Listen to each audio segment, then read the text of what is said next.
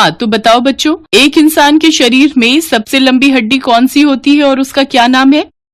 Kanika ma'am इस सरकारी school की बायोलॉजी टीचर हैं। उसने जो सवाल पूछा था, सारे बच्चे उसका जवाब याद करने में लग गए। तभी उनकी नजर क्लास में लास्ट बेंच पर बैठी एक बच्ची पर पड़ी जो अपना सिर खुजला रही थी, और उसने काफी देर बाद आंसर बताने के लिए अपना हाथ उठाया। अरे वाह गरिमा, तुम्हें आंसर पता है? जी हाँ मैडम। तो बताओ फिर। मैडम जी, वो हमारे शरीर की जांघ की हड्डी सबसे लंबी होती है। अरे वाह, शाबाश। और उसे क्या कहते हैं? मैडम जी, उसे फीमर कहते हैं। वेरी गुड गरिमा। सारे बच्चे सोचते रह गए और तुमने सिर खुजलाकर एकदम सही जवाब दे दिया। कनिका मैम की बात सुनकर वहाँ मौजूद सारे बच्चे हंसने लगे और उनकी हंसी सुनकर गरिमा उदास हो गई। कनिका मैम को समझ ही नहीं आया कि उन्होंने ऐसा क्या कह दिया कि सारे बच्चे हंसने लगे और गरिमा मायूस हो गई। फिर अगले दिन, बच्चों, आज का सवाल है कि एक स्वस्थ इंसान का दिल 1 मिनट में कितनी बार धड़कता है? बच्चे फिर से जवाब याद करने की कोशिश करने लगे कि तभी गरिमा ने सिर खुजलाते हुए हाथ खड़ा किया। अरे वाह गरिमा, फिर से शाबाश। बताओ उत्तर क्या है? मैडम, 60 से लेकर 100 बार तक। वेरी गुड गरिमा, तुम्हारा दिमाग तो बहुत तेज दौड़ता है। कनिका मैम के मुंह से अपनी तारीफ सुनकर गरिमा बहुत खुश हुई, पर तभी किसी शरारती बच्चे ने कहा, हाँ, इसका दिमाग बहुत तेज दौड़ता है क्योंकि इसके सिर में जुएं भी तो उतनी तेजी से दौड़ती हैं। उस बच्चे की बात सुनकर फिर से क्लास के सारे बच्चे हंसने लगे। अब की बार कनिका मैम ने भी ये बात सुन ली थी। उन्होंने उस शरारती बच्चे को बहुत डांट लगाई और फिर उन्होंने गरिमा की तरफ देखा जो लगातार रोई जा रही थी, तो उन्होंने जाकर उसे समझाकर चुप करा दिया। फिर कुछ दिन बाद स्कूल में परीक्षाएं हुई, लेकिन गरिमा जो क्लास में सारे सवालों के जवाब सही देती थी, वो 100 में सिर्फ 40 नंबर ही ला पाई। उसके नंबरों को देखकर कनिका मैम हैरान थी, तो उन्होंने गरिमा को अपने पास बुलाया। गरिमा, ये क्या है बच्चे? तुम्हें तो हर सवाल का जवाब पता होता था, फिर परीक्षा में क्या हुआ, इतने कम नंबर? सॉरी मैडम, आगे से ऐसा नहीं होगा। देखो तुम रो मत, मुझे बताओ क्या दिक्कत है? तुमने पढ़ाई नहीं की थी क्या? मैडम जी, पढ़ाई तो बहुत की थी, मुझे पढ़ना भी पसंद है, लेकिन क्या? मैडम, मुझे ये जुएं पढ़ने नहीं देती। मेरे सिर में बहुत सारी जुएं हैं, इसी वजह से मैं सारा दिन अपना सिर खुजलाती रहती हूँ, और जुओं की वजह से ही कोई बच्चा मुझसे बात नहीं करता है और न ही कोई मेरे साथ बैठता है। सारा दिन वो लोग मेरा मजाक उड़ाते रहते हैं। गरिमा की बात सुनकर कनिका मैम ने पहली बार उसके सिर को ध्यान से देखा, तो उन्होंने भी महसूस किया कि वाकई गरिमा के सिर में बहुत सारी जुएं थी और साफ साफ दिखाई दे रही थी। तुम परेशान मत हो बेटा, सब ठीक हो जाएगा। तुम अपनी पढ़ाई पर ध्यान लगाओ, और हाँ, कल अपने मम्मी पापा को अपने साथ यहाँ स्कूल लेकर आना। ठीक है मैडम जी। अगले दिन गरिमा अपने माता पिता को स्कूल लेकर आई। नमस्ते मैडम जी। नमस्ते जी, मैंने आप दोनों को गरिमा के बारे में कुछ बात करने के लिए बुलाया है। देखिए, आपकी बेटी पढ़ने में बहुत होशियार है, लेकिन फिर भी उसकी सारी मेहनत बेकार हो जाती है। वो बस जैसे तैसे पास ही हो रही है। जी हाँ मैडम जी, गरिमा ने बताया हमें, वो बेचारी अपने सिर के जुओं से बहुत परेशान है। गरिमा ने हमें बताया था कि वो सारा वक्त अपने सिर में खुजली करती रह गई और उतने में पेपर का समय पूरा हो गया, जबकि उसे सब आता था, पर फिर भी वो सब कुछ नहीं लिख पाई। हाँ, तो यही तो मैं आप दोनों से कहना चाहती हूँ कि गरिमा को अपने सिर की सफाई रखनी चाहिए और आप दोनों को इस बात पर ध्यान देना चाहिए। नहीं मैडम जी, बात वो नहीं है। वो अपना सिर साफ रखती है, रोज नहाती भी है, पर जुएं उसके सिर से जाते ही नहीं। उसकी इस बीमारी से तो हम बहुत परेशान हैं। देखिए, एक बात समझ लीजिए कि ये कोई बहुत बड़ी बीमारी नहीं है। कई बार गंदगी की वजह से सिर में जुएं पड़ जाती हैं और कई बार कुछ और कारणों की वजह से भी ऐसा हो सकता है। मैडम, हमने इसका इलाज कराने की भी कोशिश की। वो एक डॉक्टर थे, डरला मोटोजी। हाँ, मैं समझ गई, डर्मेटोलॉजिस्ट। फिर क्या हुआ? उनकी फीस और इलाज बहुत महंगा था, तो हम उनके पास जा नहीं पाए। मैं एक छोटा सा किसान हूँ, मेरे पास ज्यादा पैसे नहीं हैं। अच्छा, एक काम कीजिए, मैं ये पता लिख कर दे रही हूँ, आप उन डॉक्टरों से मिल लीजिए। ये भी डरला मोटोजी हैं? हाँ, ये भी वही हैं और बहुत अच्छे डॉक्टर हैं। पर मैडम जी, इनकी फीस। आप फिक्र मत कीजिए, वो मेरे पति हैं, आपसे इलाज के पैसे नहीं लेंगे। कनिका मैम की बात सुनकर गरिमा के माता पिता को बड़ी राहत मिली। अगले ही दिन वो गरिमा को डॉक्टर आकाश के पास ले गए। डॉक्टर साहब नमस्ते। नमस्ते। डॉक्टर साहब, वो हमें मैडम जी ने भेजा है। अच्छा अच्छा, तो आप गरिमा के माता पिता हैं और तुम गरिमा होगी, है ना? जी सर। आओ भाई गरिमा, यहाँ मेरे पास आकर बैठो, देखें तुम्हारे सिर की क्या हालत है। डॉक्टर आकाश ने गरिमा का सिर पकड़कर उसे अच्छे से देखा और फिर, देखिए, ये गंदगी की वजह से नहीं है, बस थोड़ा सा इन्फेक्शन है। ये जुएं आम शैम्पू या घरेलू नुस्खों से नहीं जाएंगे। तो फिर डॉक्टर साहब, क्या इसका कोई इलाज नहीं है? अरे अरे, घबराइए नहीं, ऐसा कुछ नहीं है। मैं कुछ दवाई और लोशन लिख कर दे रहा हूं, बाहर स्टोर से ले लीजिए। और हाँ, उन्हें कह देना कि मैंने भेजा है, तो वो आपसे पैसे कम लेंगे। डॉक्टर आकाश और कनिका मैम बहुत अच्छे इंसान थे। उन्होंने गरिमा और उसके घर वालों की बहुत मदद की थी। अब गरिमा वक्त पर आकाश की लिखी दवाइयाँ खाती और सर में लोशन लगाती। कुछ दिन बाद उसके सिर से जुएं जड़ से गायब हो गए और फिर कई दिनों के बाद, नमस्ते मैडम जी। नमस्ते गरिमा, कैसी हो? अरे वाह, तुम्हारे बाल तो बहुत ही प्यारे लग रहे हैं।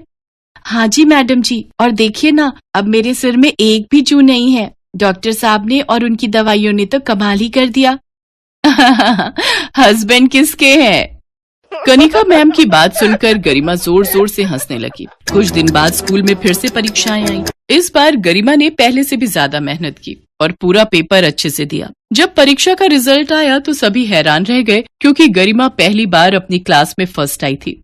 और इस बार क्लास में फर्स्ट आई है गरिमा, पूरे 98% मार्क्स के साथ। स्कूल के सभी बच्चों के साथ साथ उनके माता पिता और स्कूल का बाकी स्टाफ भी वहां मौजूद था। और ये देखकर गरिमा के माता पिता की आंखों में आंसू आ गए और खुद गरिमा भी खुशी से रोने लगी। शायद उसके माता पिता के साथ साथ उसने भी खुद से सारी उम्मीदें तोड़ ली थी, जो अब पूरी होती दिख रही थी। ये सब आपकी और डॉक्टर साहब की वजह से ही हो पाया मैडम जी, आपका बहुत बहुत शुक्रिया। अरे नहीं बहन जी, आपकी बच्ची तो शुरू से ही होशियार थी, बस उसे थोड़ी सी मदद की जरूरत थी। आप बिल्कुल चिंता मत कीजिए, मुझे पूरा विश्वास है गरिमा अपने जीवन में बहुत कुछ हासिल करेगी। हाँ मैडम जी, मैंने तो सोच भी लिया, अपनी गरिमा को मैं एक डरला मोटोजी बनाऊंगी। मम्मी, डरला मोटोजी नहीं, डर्मेटोलॉजिस्ट।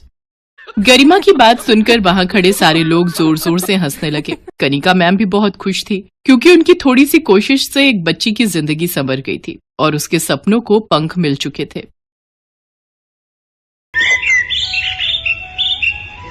पारुल 10 साल की एक बहुत ही मासूम लड़की थी। उसके सिर पर बाल नहीं उगते थे, इस कारण वो गंजी थी। आस पड़ोस, रिश्तेदार और स्कूल में सब पारुल को गंजी या फिर टकली कहकर बुलाते थे। कभी कभी इस बात से पारुल बहुत दुखी हो जाती थी। ये देख पूजा, मेरी मम्मी मेरे लिए कल मार्केट से न्यू हेयर पिन लेकर आई है। अरे शीतल, ये हेयर पिन तो बहुत सुंदर है, मुझे ऐसी पिन्स मंगवा देगी? हाँ हाँ, क्यों नहीं। अरे संभाल कर, देखा जमीन पर गिरा दी। ओ गंजी, इधर आ। हाँ आती हूँ। ये हेयर पिन्स उठा कर दे। Thank you. अच्छा, तुझे चाहिए तो तेरे लिए भी एक सेट मंगवा दूंगी। नहीं, मुझे नहीं चाहिए।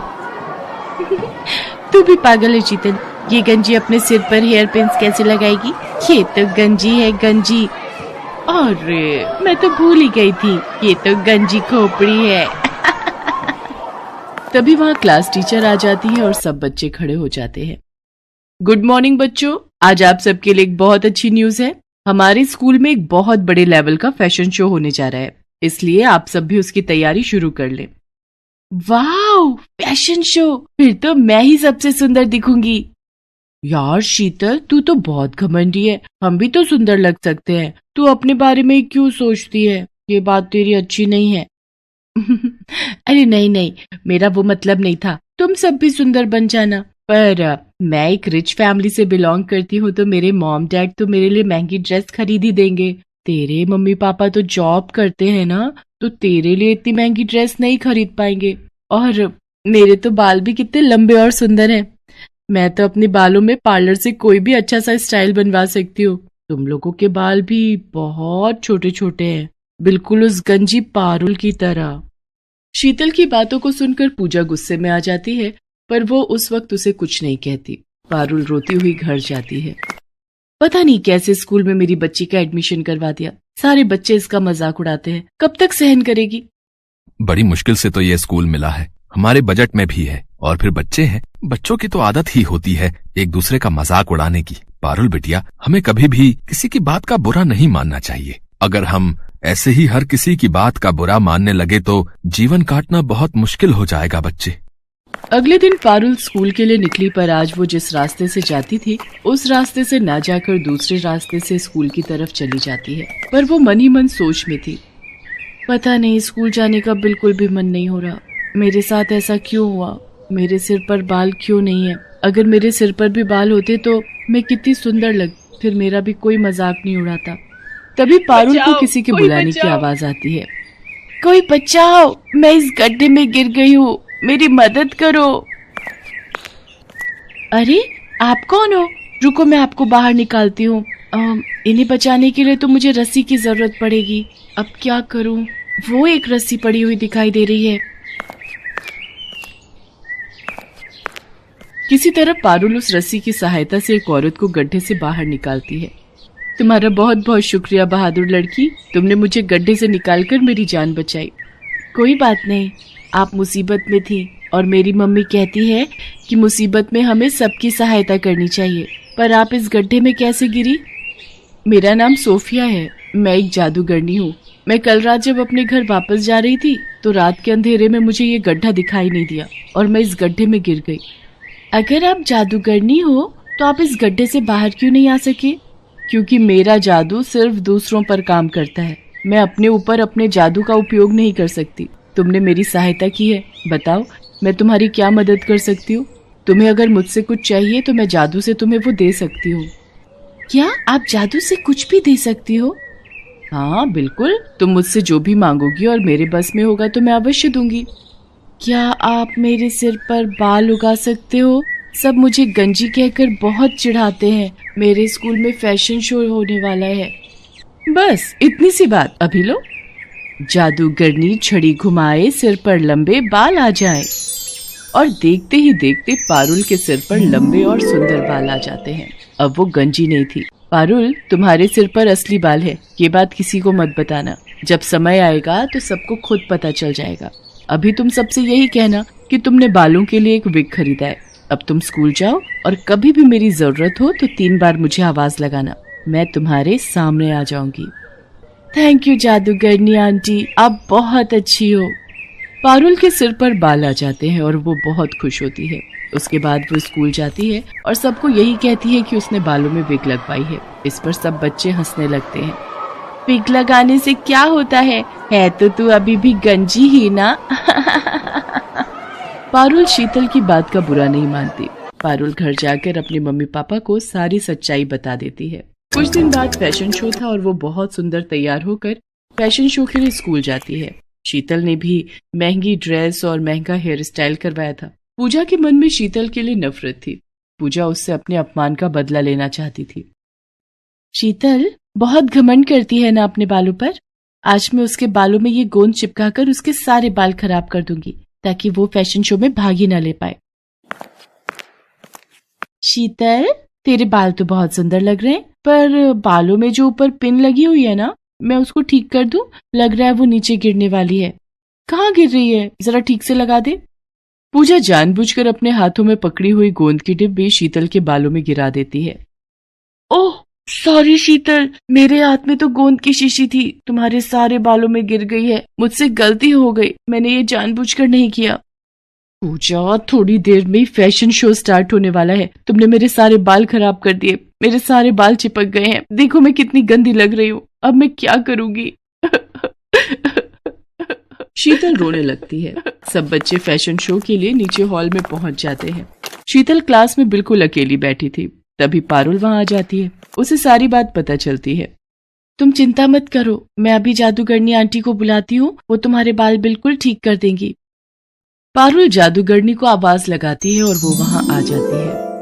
पारुल, शीतल ने तो हमेशा तुम्हारा मजाक उड़ाया है, फिर भी तुम इसकी मदद करना चाहती हो, पर इसके लिए एक शर्त है। अगर मैं शीतल के बाल ठीक करूंगी तो बदले में तुम्हें फिर से गंजा होना पड़ेगा। जादूगरनी आंटी, कोई बात नहीं, आप मुझे फिर से गंजा कर दो, पर मेरी दोस्त के बाल ठीक कर दो। शीतल पारुल की सारी बातें सुन रही थी। इसका मतलब पारुल के बाल असली हैं? इसने विग नहीं पहना? मैंने पारुल से कितनी नफरत की, उसका कितना मजाक उड़ाया, पर ये मेरे लिए फिर से गंजी होने को तैयार है। सचमुच मैं कितनी बुरी हूँ। पारुल कितनी अच्छी है। जादूगरनी आंटी, आप ऐसा कुछ मत करना। आप पारुल को फिर से गंजा मत करो। मैं फैशन शो में हिस्सा नहीं लूंगी। आप मेरे बाल ऐसे ही रहने दो।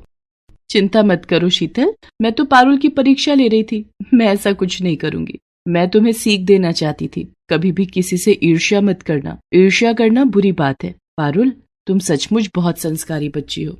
तुम्हारे माता पिता ने तुम्हें बहुत अच्छे संस्कार दिए हैं, इसलिए मैं तुम्हारे कहने पर शीतल के बाल ठीक कर देती हूँ। जादूगरनी शीतल के बाल ठीक कर देती है। मुझे माफ कर दो पारुल, मैंने हमेशा तुम्हारा मजाक उड़ाया। मेरी अपनी दोस्त पूजा मेरे साथ गलत कर गई। मैं सबको बताऊंगी कि तुम बहुत अच्छी हो। पारुल, अब मैं चलती हूँ। अब मैं कुछ समय के लिए यहाँ से दूर जा रही हूँ, इसलिए मेरा तुमसे मिलना नहीं हो पाएगा। मैं जब भी वापस आऊंगी तो तुमसे जरूर मिलूंगी। पारुल और शीतल दोनों मिलकर फैशन शो में हिस्सा लेती हैं। शीतल सबको पारुल के बारे में बताती है। शीतल ने पूजा से बात करना बंद कर दिया था, क्योंकि पूजा ने जानबूझकर बहुत बड़ी गलती की थी। उस दिन से पारुल और शीतल दोनों अच्छी दोस्त बन जाते हैं। पारुल ने हमेशा दूसरों की मदद की, और जो दूसरों की मदद करता है हमेशा उसके साथ अच्छा ही होता है।